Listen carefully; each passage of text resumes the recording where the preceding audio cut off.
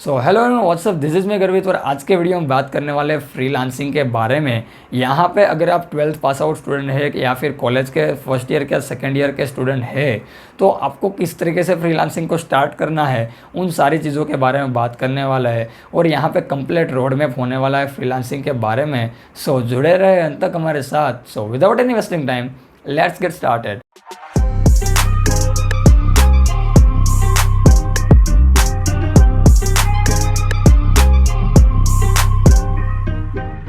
और यहाँ पे अभी तक आपने हमारे चैनल को सब्सक्राइब नहीं किया है तो प्लीज़ जाकर सब्सक्राइब कर दीजिए और बेल आइकन को दबा दीजिए ताकि ऐसे ही इंटरेस्टिंग वीडियो आपको मिलते रहे।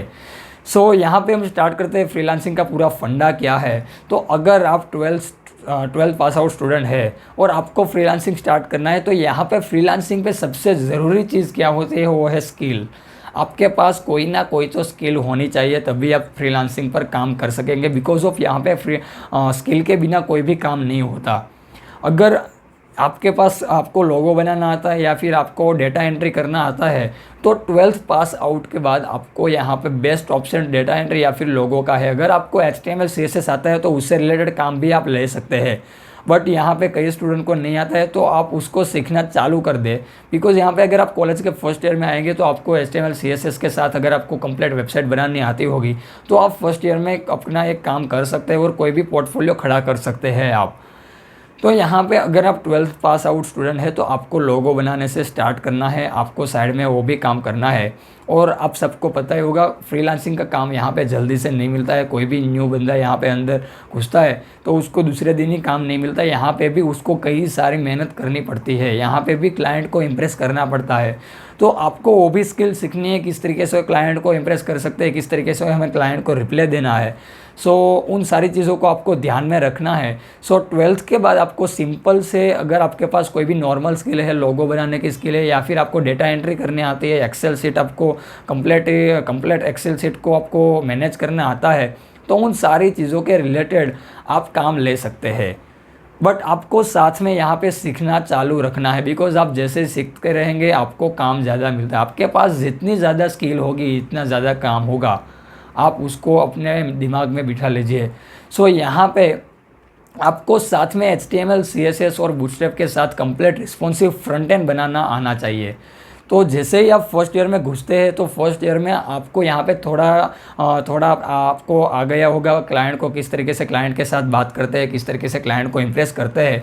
तो आपको यहाँ पे 5-6 बीट आपको यहाँ पे लगा देनी है हर रोज़। और आपको HTML CSS और बूटस्ट्रैप पर आपने अगर सीख लिया है तो आप उससे रिलेटेड काम ले सकते हैं।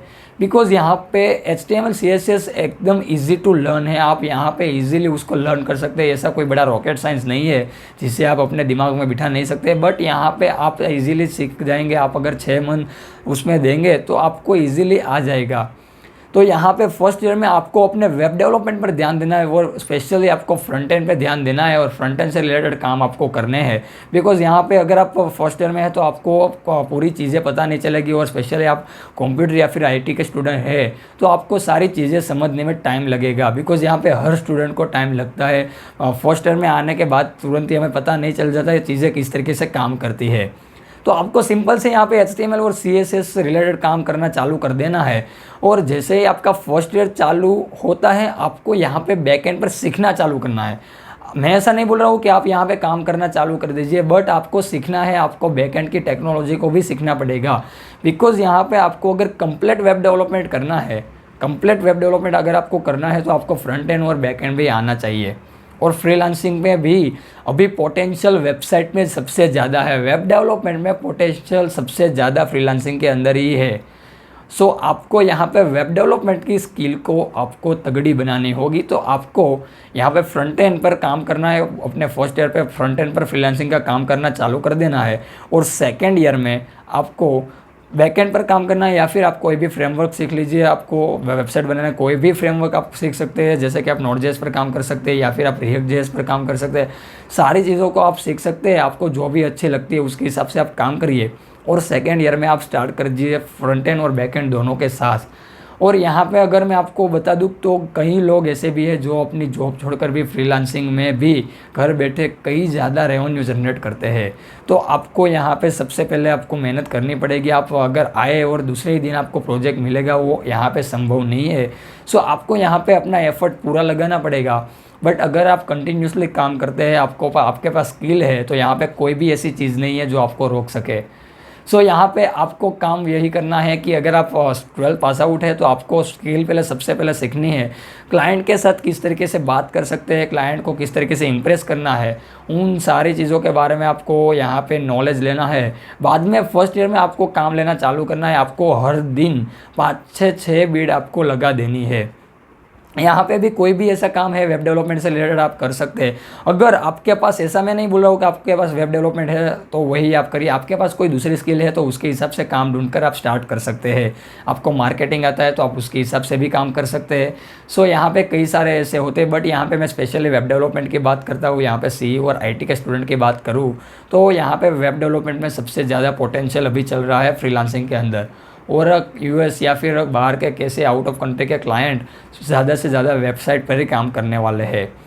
तो आपको यहाँ पे ध्यान रखना है, अपनी वेब डेवलपमेंट की स्किल को तगड़ी बनानी है। और यहाँ पे सेकंड ईयर, बिकॉज यहाँ पे थर्ड ईयर के स्टूडेंट में भी है तो आपको इंटर्नशिप करनी पड़ेगी, फिर आपको जॉब लगेगी और आपको टाइम बचे या ना बचे। बट यहाँ पे 12th के बाद फर्स्ट ईयर और सेकेंड ईयर के स्टूडेंट के पास टाइम होता है, वो फ्रीलांसिंग का काम कर सकता है। तो बस आपको बिना देरी किए, टाइम वेस्ट किए कि बिना, आपको स्टार्ट कर देना है और हर दिन 5 से 6 बीट आपको लगा देनी है। सो आई होप आपको वीडियो पसंद आई है। और यहाँ पे हम पूरी सीरीज़ लेके आने वाले हैं, तो यहाँ पे कौन कौन से प्लेटफॉर्म यूज़ कर सकते हैं उन सारी चीज़ों के बारे में बात करने वाले हैं अगले वीडियो में। और यहाँ पे पूरी सीरीज़ हम बनाने वाले हैं। सो आई होप आपको पसंद आया। अगर आपको पसंद आया तो प्लीज़ लाइक कर दीजिए और चैनल को सब्सक्राइब कर दीजिए। सो मिलते हैं अगले वीडियो में, तब तक के लिए जय हिंद, वंदे मातरम।